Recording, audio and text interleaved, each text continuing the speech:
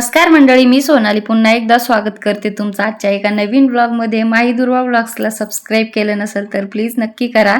आज घरकामातून थोडासा ब्रेक घेऊन म्हटलं चला आपण शॉपिंगला जाऊया. आणि कोल्हापुरात तरी शॉपिंग केलेली आहे बऱ्याच वेळेस, पण एक इकडे गाव आहे गांधीनगर म्हणून, तर तिथे चाललो आहोत आम्ही शॉपिंगला.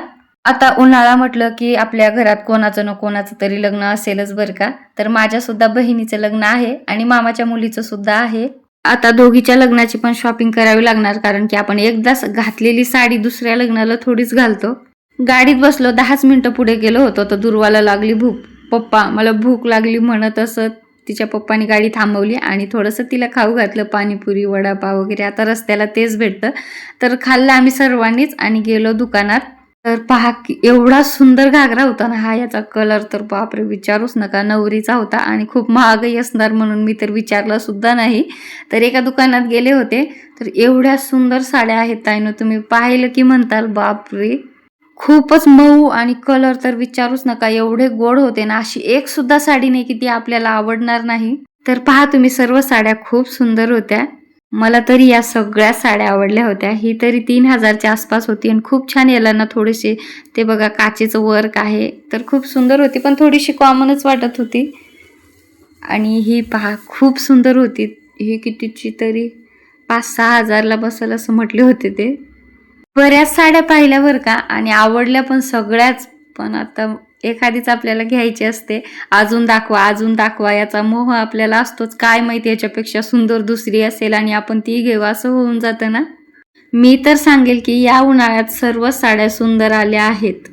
मला तरी साड्या घेताना खूपच कन्फ्युजन होतं बरं का. मला असं वाटतं की माझे मम्मी पप्पाच असावे सोबत, तेच मला चांगली साडी घेऊन देतात. मी त्यांना विचारते ही चांगली आहे की ही चांगली, आणि खूप आवडीनं आई पप्पा सांगतात बरं का, ही घे, ही तुला छान दिसते, तुला तर सगळंच काही छान दिसतं. पण तसं नवऱ्याचं नसतं, त्यांना कितीही विचारा कोणती घेऊ, घे तुझी तू बघ असं म्हणतात. मग तुम्ही सांगा, असं म्हटल्यावर काय म्हणायचं. त्यानंतर आम्ही आलो होतो दुसऱ्या दुकानात. पहिले आम्ही याच दुकानात आलो होतो, पण इथला मी व्हिडिओ घेतला नाही. तर मला ना इथं खूप छान हा घागरा आवडला होता. 4000चाच असेल, जास्त महाग नव्हता. पण जेव्हा मी चालायला गेले ना तेव्हा मला तो खूपच हेवी वाटत होता, म्हणजे पायात वगैरे येणार आणि खूप गरम होणार. त्यामुळे मी घागरा नकोच म्हटलं. आणि त्यानंतर साड्या पाहू लागले. आता तिथं जशा होत्या ना साड्या, त्याच्यामधूनच इथं होत्या.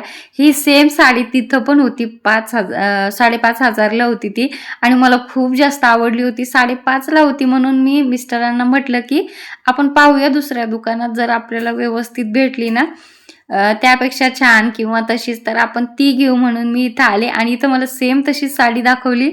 खरं तर माझ्या भाऊजाईला आणि मला दोघीला सुद्धा सेम सेम घ्यायची होती, पण कलर सेम नव्हते. खूप वेगळा कलर होता एका साडीचा, म्हणून मी काही तिच्यासाठी घेतलं नाही. तिला मी म्हटलं तुला आवडेल तशी घे. आता मी खूप आवडीने घेऊन जाईल, पण तिला जर वेगळी आवडली तर तिचं पण मन दुखायला नको. आता आपण साड्या घेतोय म्हटल्यावर लेकरांची तोंड अशीच असतात बरं का. दुर्वा इथं कुठेतरी खेळत होती आणि तिनं काय केलं ना, माझ्या पर्समधले सगळे पैसे काढून तिथं टाकले. नशीब त्या माणसाने मला दाखवलं आणि मी घेतलं, नाही तर मला खूप वाईट वाटलं असतं ताईनो, कारण की थोडे नव्हते पैसे.